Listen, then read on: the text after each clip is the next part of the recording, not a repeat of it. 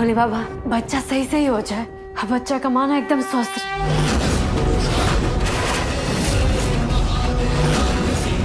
तुम कृपा कर दो भोले बाबा।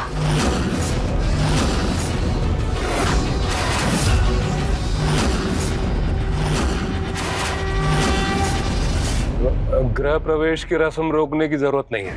संजीव और हंसिनी है ना, दी शुरू करिए।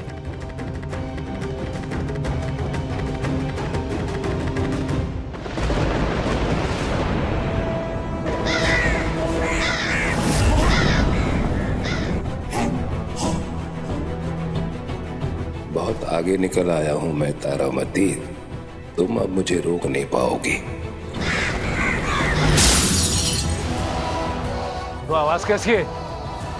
माफ कीजिएगा सरकार, शीशे का गुलदान हवा से गिरकर टूट गया। हाँ तो ठीक है, जाओ समेटो जाके मुझसे, जाओ जाओ हटो। बाबा जी ये छोड़िए, पहले रस्में शुरू करवाइए। पंडित जी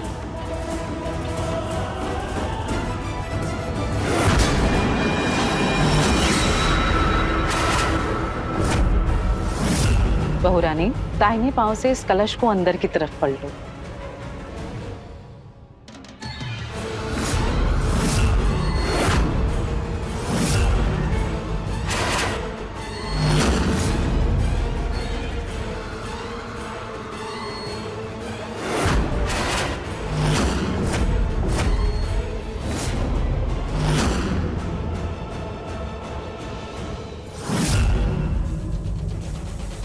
उसके बाद दाहिना पांव इस आरती के थाल में रखो। फिर उसके बाद इस सफेद चादर पे चलते हुए गृह प्रवेश करो।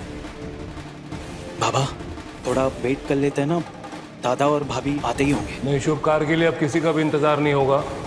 प्रभा दी देर मत करिए, आप शुरू करिए। आओ बेटा, अच्छा।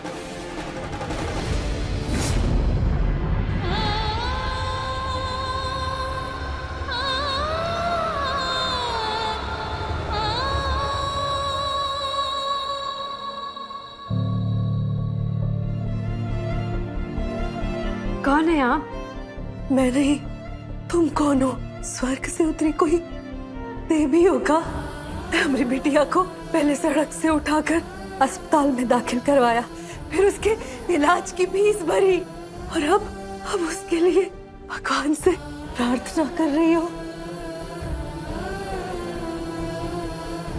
हम तो भूल ही गए थे कि इस दुनिया में अब भी इंसान है, और इंसान तो का आज तो तुम्हारे कारण हमारा फिर से भगवान पर भरोसा हो गया।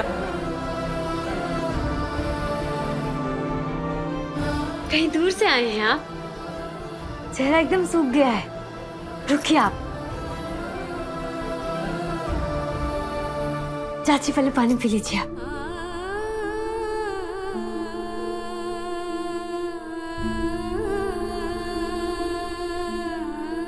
कौन है रे तू? और ये सब कैसे कर रही है? अरे कोई भी करेगा चाची, इंसान ही तो इंसान के काम आएगा। नहीं रे, आज के जमाने में इंसान ही इंसान के काम नहीं आता।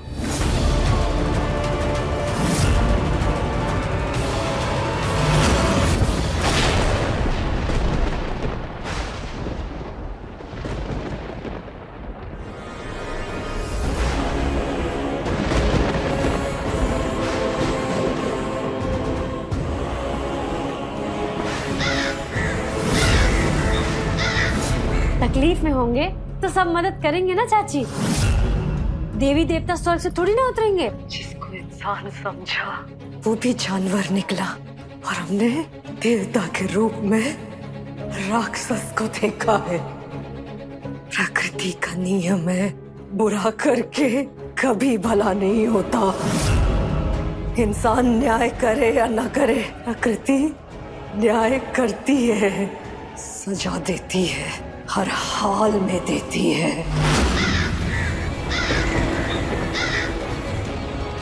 आइए आइए।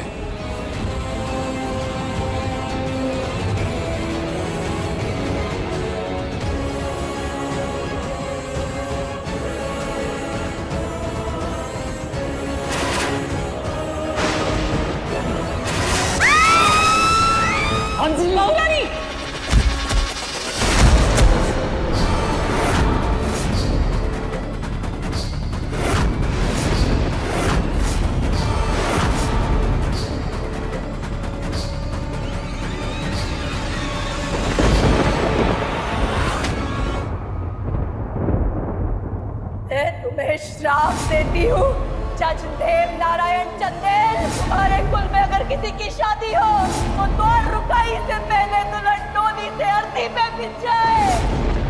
हंसिनी, हंसिनी, हंसिनी, तुम ठीक हो? उठो, जल्दी देखो क्या हुआ। हंसिनी, आंखें खोलो।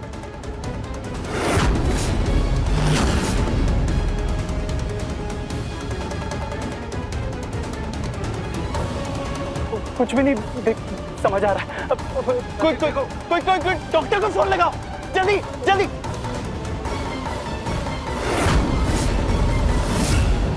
हंसिनी, आगे कोई पानी लेके आओ।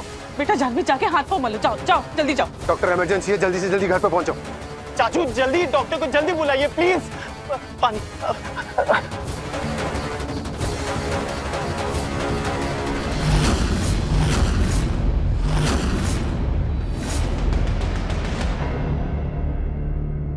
पूरा इलाका छान मारे, हाईवे बाईपास सब पर। राजीव तक की गाड़ी कहीं नहीं मिली।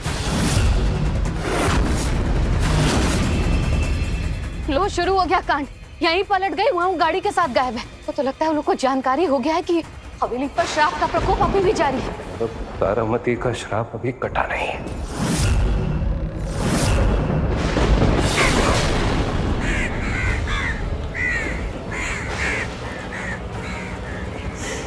मैं तुम्हें श्राप देती हूँ, जज देव नारायण चंदेल। अगर तूने गलती से दुस्साहस किया तो काल उस रिश्ते को ग्रस ले। आज का दिन तो बहुत सौभाग्यशाली बना दी भोले बाबा। देखो, ब्याह करके विदा हो गए निकले और दर्शन करा दिया छोटी सी प्यारी सी परी का। जय भोलेनाथ। बोलो। तुम्हारा आज ब्याह हुआ है? हाँ, ससुराली जा रहे थे हम लोग। तुम्हारे पति? वहाँ लाल कपड़ा में, लंबे चौड़े से।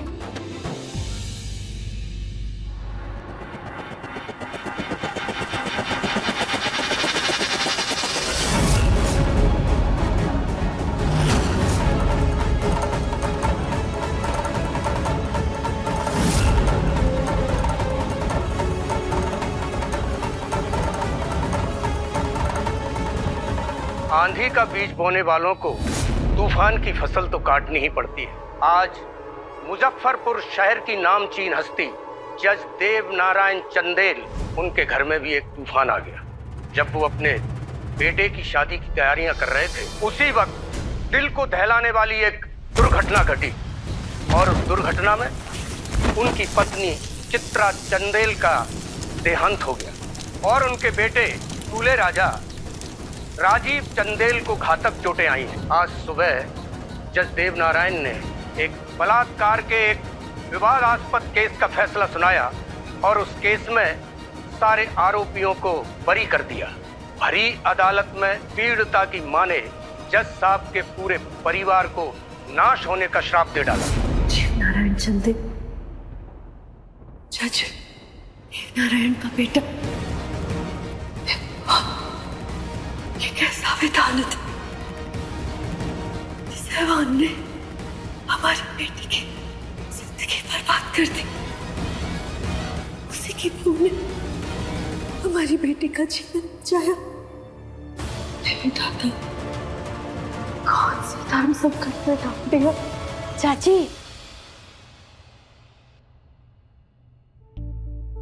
लीजिए, परी को संभालिए।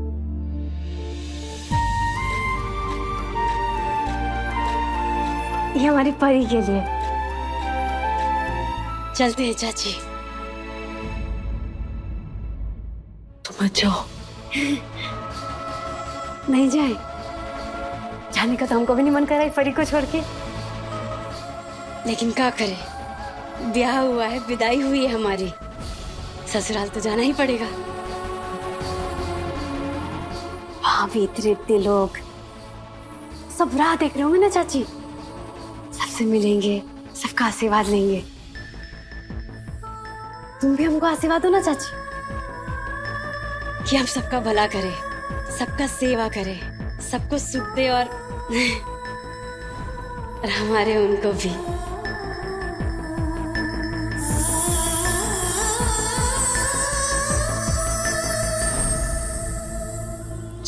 चाहो वैसा पाओ।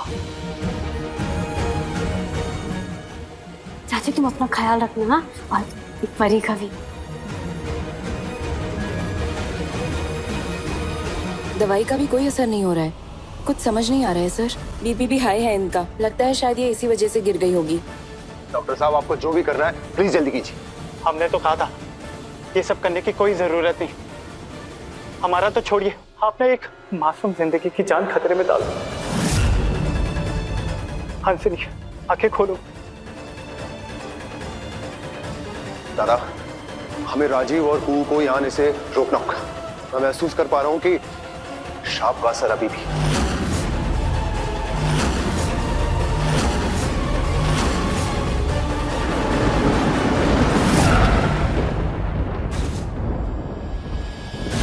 राजीव दा की गाड़ी आ गई।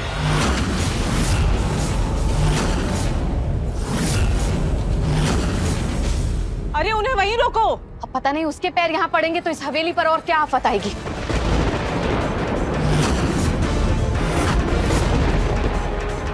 दादा, दादा, ये संजीव की आवाज है। रुकिए, प्लीज स्टॉप। ये इतना चिल्ला क्यों रहा है और हमें रुकने के लिए क्यों कह रहा है?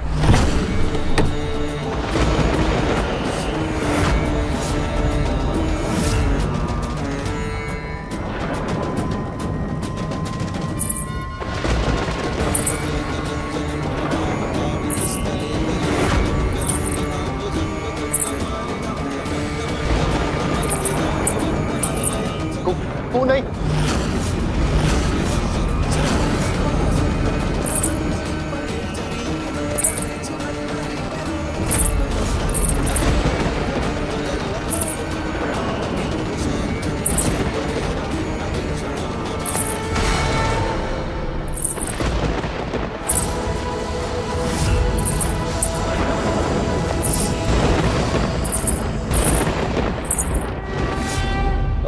सुनिए। यस। ये जो पेमेंट काउंटर है ये कहाँ होगा? आगे से जाकर लेफ्ट लीजिए। Thank you.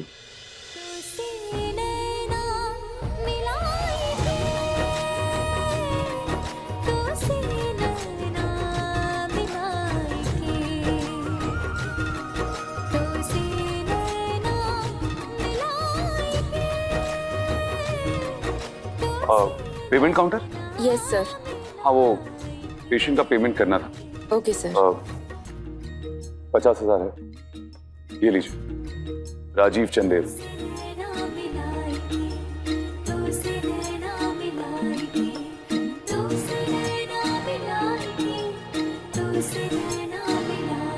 अगर हमारे श्राप में असर है तो बहुत बुरा असर होगा, और वो इस पर भी होगा। ये तो निर्दोष है, मासूम है।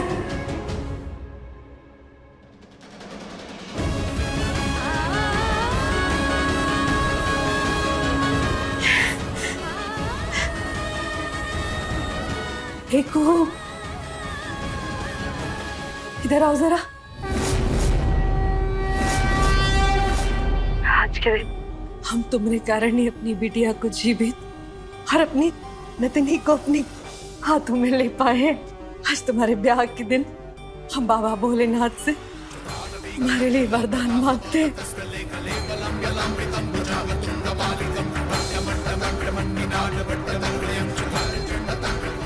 हे बाबा भोलेनाथ, ये लड़की ब्याह कर जिस घर में जा रही है उस घर की ढाल बन जाए। उस घर को कोई दोष, कोई नजर, कोई श्राप न लगे। ये उस घर का नजर बट्टू बन जाए। जब तक इसके कदम उस घर की दहलीज के अंदर रहे, उस घर पर कोई भी आंच न आए।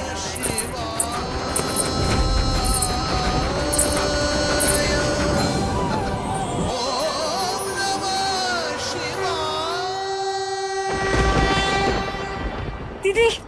हंसिनी, तुम ठीक हो? हाँ दीदी तुम ठीक हो? हाँ?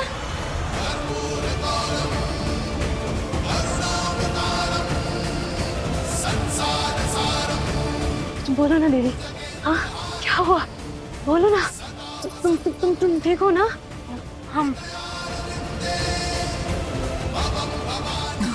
हम ठीक हैं।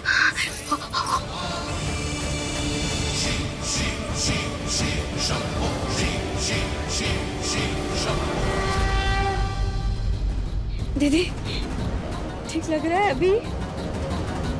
कुछ बोलो ना। हाँ संजीव बेटा, ये कौन है? बुआ, कुहू भाभी, राजीव दादा की पत्नी।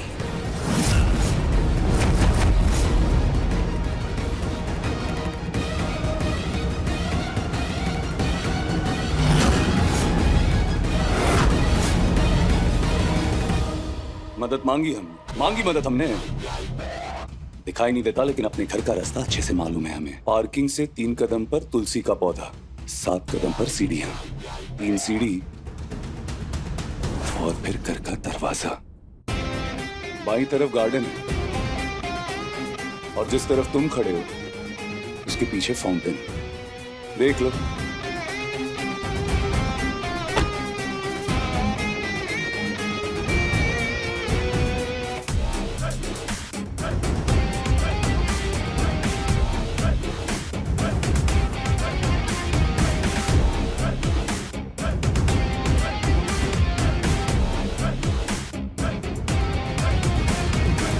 प्रभादी, ये दोनों बहनें हैं, सगी सहोदरी।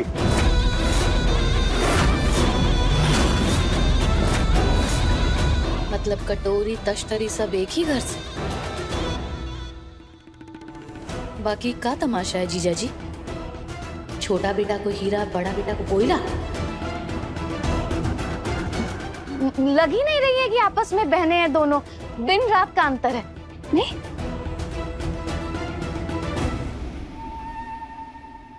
एक हूर और दूसरी इतनी दूर।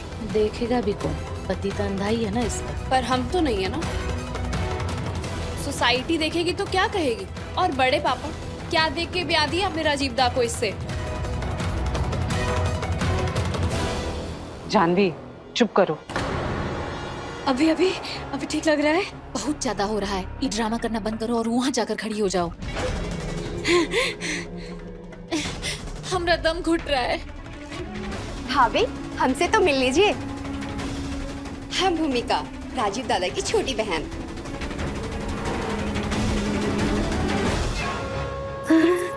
हे भोलेनाथ, हम तो भूल ही गए थे।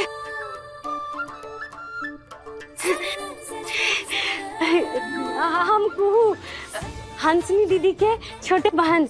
वो कहा है ना कि हमारी हंसनी दीदी ना बहुत कोमल, बहुत नाजुक है। तो उनको ऐसे देख के हम एकदम अकबका गए थे। तो हम सब कुछ भूल भाल के ना उनको ही देखने लगे। लेकिन हम आगे से ऐसा नहीं होगा, हम ध्यान रखेंगे। हम पे विश्वास कीजिए, आगे से ऐसा कोई गलती नहीं होगा। हम किसी को दुखी नहीं करेंगे, सबका ख्याल रखेंगे। So cute. अरे रुको रुको, पहले द्वार लगाई कर लो ना बेटा। प्रभा दीदी ने कहा ना पहले द्वार लगाई, पैरों में तो पड़े ही रहना है। पहले लक्ष्मी द्वार लगेगी, फिर बहू अंदर आएगी। मुहूर्त निकला जा रहा है, चलो चलो जल्दी रस्में पूरी करो, चलो। हुआ अभी जो हंसिनी के साथ हुआ उसके बाद भी आप लोग? अरे औरतों के काम में क्यों दखल अंदाजी कर रहे हो तुम? क्या जानते हो तुम इसके बारे में? जानते हो कुछ नहीं ना? फिर करने दो ना जिनका काम है। ये आप करिए। अवधेश, तुम जरा राजीव का ध्यान रखो। जी हुकुम। भूमि बेटा, तुम कुहू के साथ और जानवी तुम हंसनी के साथ। इस बार कोई भूल चूक नहीं होनी चाहिए, ठीक है? बाबा अभी इतना बड़ा हादसा हुआ है, फिर ये रस्म आप समझते क्यों नहीं कि दोनों बहुओं की जान खतरे में? अरे कहा ना तुमसे, एक बार समझ में नहीं आती बात? हाँ वो एक्सीडेंट था, कोई शराब नहीं है। शराब होता तो हंसनी जिंदा नहीं रहती तुम्हारी स्वर्गीय माँ की तरह।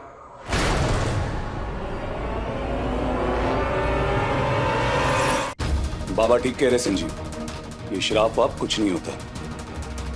रस्म निपटाओ और चलो अंदर। संजीव, तुम जानते हो अपने पापा को, वो कितने जिद्दी हैं।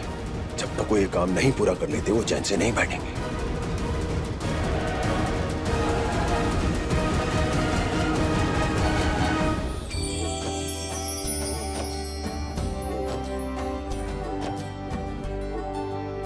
चंदेल भवन की बड़ी बहू पहले दाखिल होगी।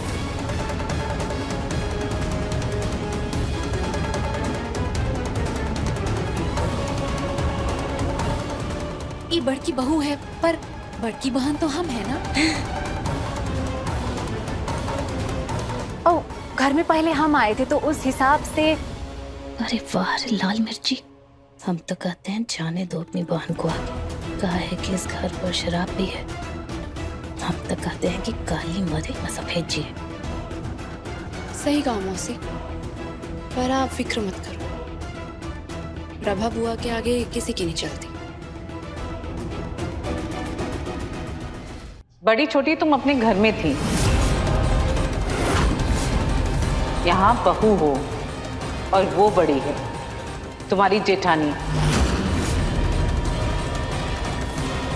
इसलिए द्वार पार पहले कुहू करेगी।